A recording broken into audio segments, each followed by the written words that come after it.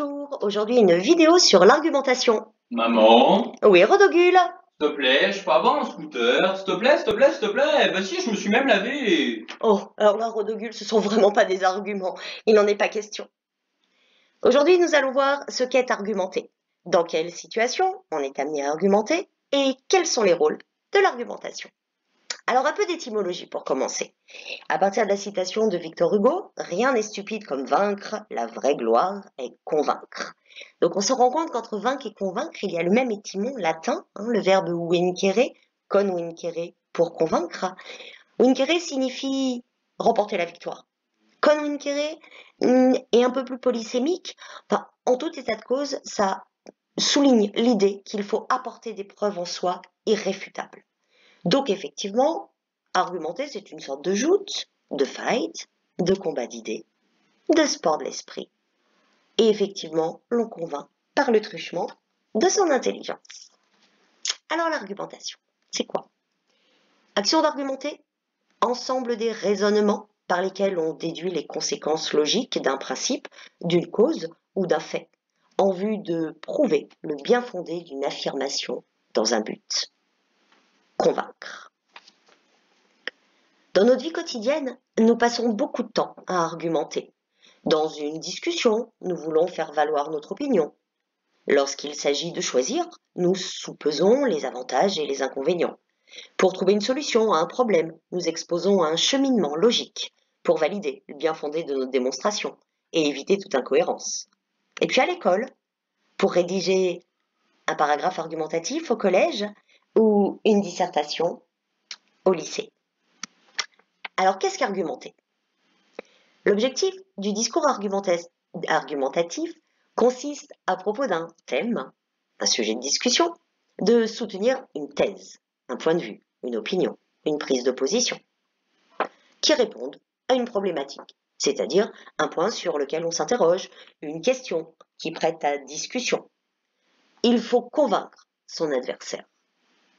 Adversaire, on est vraiment dans le champ lexical du combat, soit pour modifier son opinion ou son jugement, soit pour l'inciter à agir. Et si je donne un exemple? Allez, un exemple un peu polémique? Un peu polémique. Thème, le retour à l'école. Ah oui, quand même. Ouais, le retour à l'école. Problématique. Faut-il y retourner le 11 mai? Je vous propose deux thèses. La première, il faut permettre à l'économie de repartir. La seconde, aucune garantie sanitaire n'est donnée. Allez, polémique, on sait l'heure. Quels sont les rôles de l'argumentation? Argumenter, c'est vouloir convaincre, persuader ou délibérer. Si argumenter consiste à soutenir ou à contester une opinion, cette tentative vise aussi dans le même temps à agir sur le destinataire en cherchant à le convaincre ou à le persuader. Argumenter, c'est donc justifier une opinion que l'on veut faire adopter ou partager. On cherche alors à convaincre par l'usage de la raison et à persuader en faisant appel au sentiment et à l'affectivité. Maman, Oui, Rodogule. j'ai bien réfléchi par rapport au scooter. Je me dis, à la fin du confinement, tu vas devoir beaucoup bouger. Ce serait bien que je sois un peu plus autonome, non? Pour moins dépendre de toi. Hey, Rodogule, tu as progressé. En voilà des arguments recevables. C'est beaucoup mieux que ce matin avec ton chantage à l'hygiène. Je vais y réfléchir.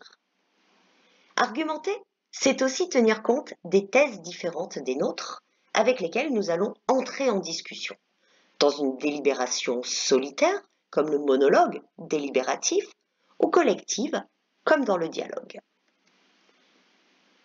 Que je sens de rudes combats, contre mon propre honneur, mon amour s'intéresse. Il faut venger un père et perdre une maîtresse. L'un m'anime le cœur, l'autre retient mon bras. Réduite au triste choix, ou de trahir ma flamme, ou de vivre en infâme, des deux côtés, mon mal est infini. Ô Dieu, étrange peine! Faut-il laisser un affront impuni? Faut-il punir le père de Chimène? Voilà un exemple parfait de monologue délibératif.